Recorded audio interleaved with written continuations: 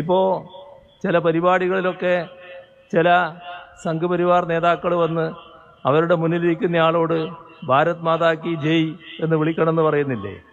ഈ ഭാരത് മാതാ കി ജയ് മുദ്രാവാക്യം ആരാണ് ഉണ്ടാക്കിയത്?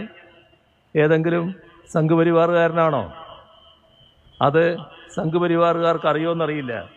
അയാളുടെ പേര് അസീമുള്ള ഖാൻ എന്നാണ്. അസീമുള്ള ഖാൻ ഈ പറയുന്ന സംഘപരിവാറിൽപ്പെട്ടയാളല്ല എന്നത് അവർക്കറിയുമെന്നറിയില്ല. ഏതായാലും 19-ാം നൂറ്റാണ്ടിൽ മറാഠ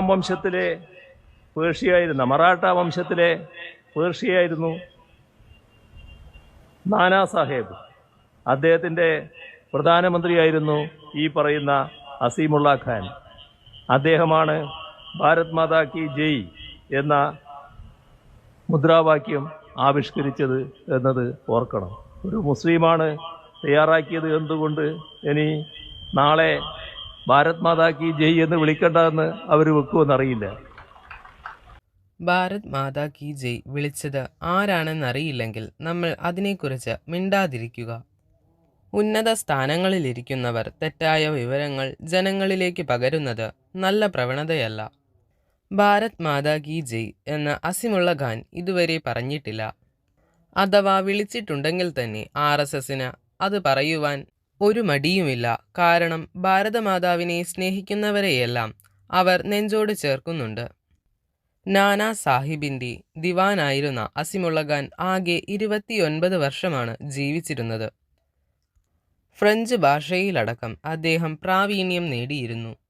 ഒന്നാം സ്വാതന്ത്ര്യ സമരത്തിലെ അറിയപ്പെടുന്ന ഒരു നേതാവായിരുന്നു നാനാ സാഹിബ്.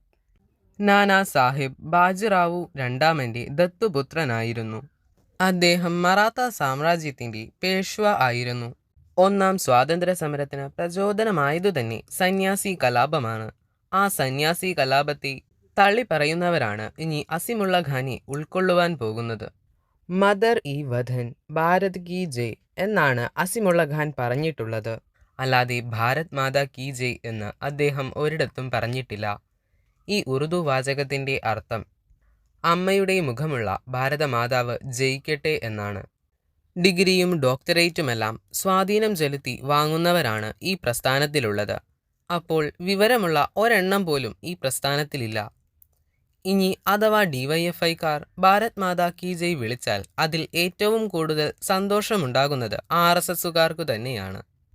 കാറൽ മാക്സ് എഴുതിയ ഭ്രാന്തൻ ജൽപ്പനങ്ങൾ കൊണ്ടു നടക്കുന്ന ഈ പ്രസ്ഥാനത്തിന് ഒരിക്കലും ഭാരതീയമായ ഒന്നും കണ്ണിൽ പിടിക്കുകയില്ല. വൈദേശികമായ എല്ലാത്തിനോടും ഇവർക്ക് ഒരു പ്രത്യേക താൽപ്പര്യമായിരിക്കും.